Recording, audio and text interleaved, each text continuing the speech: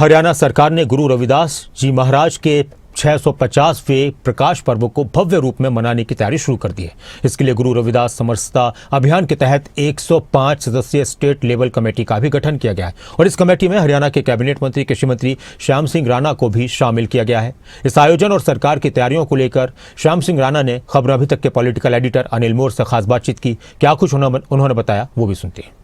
गुरु रविदास जी महाराज के 650वें प्रकाश उत्सव को भाजपा की तरफ से राष्ट्रीय व्यापी स्तर पर मनाया जा रहा है। हरियाणा में भी अगले कई महीने तक कार्यक्रम रहेंगे। प्रदेश सरकार की तरफ से एक स्टेट लेवल कमेटी का गठन किया गया, जिस कमेटी के चेयरमैन खुद मुख्यमंत्री नायब सैनी है। कमेटी में 105 सदस्य हैं। हरियाणा के कृषि मंत्री श्याम सिंह राणा साहब भी उस कमेटी में है।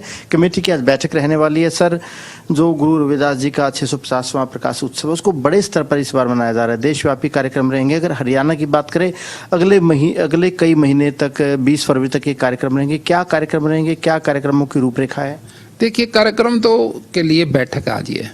इस बैठक में सारे रूपरेखा तैयार होके सभी को इस बात की जानकारी दे दी जाएगी। जो कमेटी के मेंबर हैं वो अपने अपने विधानसभा में जाके इसको इम्प्लीमेंट कराएंगे।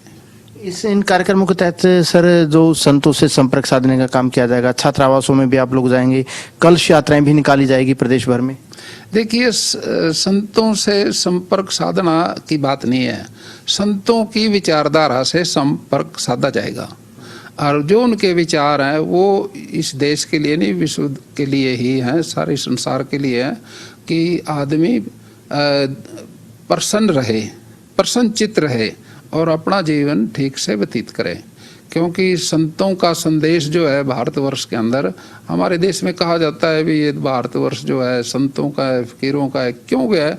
क्योंकि उन्होंने साधना करके, प्रभु की बंदगी करके इस संसार को परमात्मा से संपर्क करने के रास्ते बताए।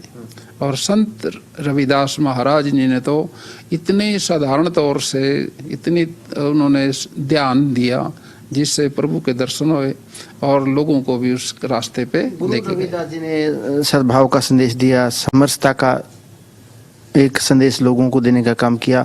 आप भी यही एक मैसेज लेकर लोगों के बीच जाएंगे। हालांकि जो विपक्ष अमूमन कहता है कि आप लोग तो कहते हैं कि हम समाज को जोड़ने का काम करेंगे, विपक्ष हमेशा कहता है कि भाजपा तो बांटने का काम करती है समाजों को।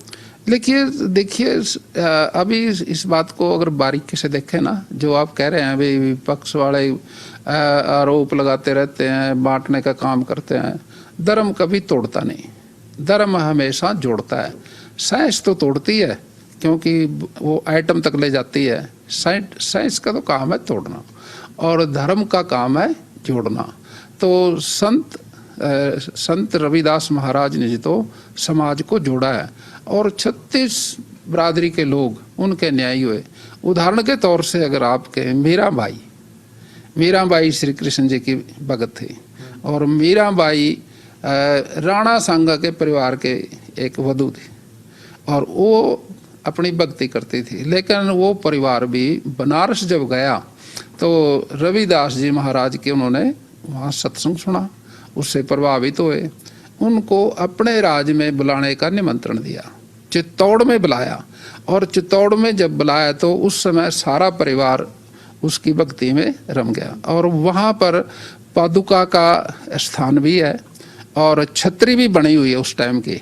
उन्होंने रविदास जी महाराज को अपना राजगुरु भी बनाया और जितने महाराजा थे सब ने आके वहाँ उसका सत्संग में सुना, तो उससे जुड़ाव किया।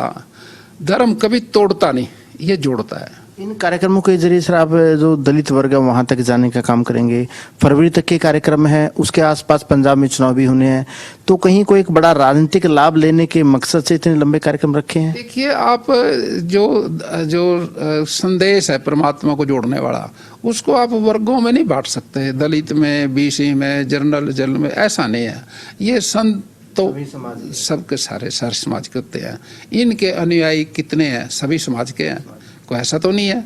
तो सब मानते हैं और ये एक राह है, क्योंकि अंतकरण जिसका शुद्ध हो जाए और शरीर पे जिसका कंट्रोल हो जाए और वो मानो भी परमात्मा से उसकी बंदगी हो सकती है। गुरु रविदास जी का कोई दोहा सुनाना चाहेंगे? हाँ, दोहा तो यही कहा उसने, मन चंगा कटौती में गंगा। अंतकरण जिसका साफ है उसके गंगा भी उसके पास है, गीता भी उसके पास है, गाय भी उसके पास है।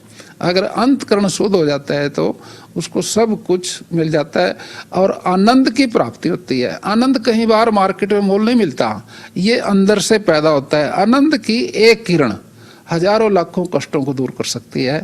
ये रास्ता हमारे संतों और फकीरों ने इस मानव जाति को दिया। बिल्कुल, देखिए श्याम सिंह राणा साहब का यही कहना है कि जो हमारे संत थे, उन संतों का जो बताया रास्ता है, उस रास्ते पर सभी को चलना चाहिए। कैमरामैन बलजीत के साथ अनिल मोर, खबरें अब तक, पंचकुला।